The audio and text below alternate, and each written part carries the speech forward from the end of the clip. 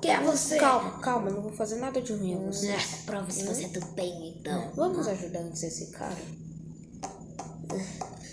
Essa é minha casa. Que foi? Algum problema?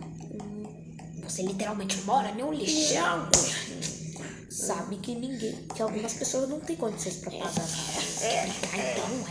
Quer brigar então? Gente, vamos parar de brigar, pelo amor de Deus. Me desculpe, Crocodilo. Muito bem, peçam desculpa. Galera, tem gente chegando. Quem é você? Fala logo. Meus inimigos. Pelo visto, o Flair tá com amiguinhos, não. É mesmo, Não precisava matar o líder deles, não. Pikachu! Não me matem, por favor.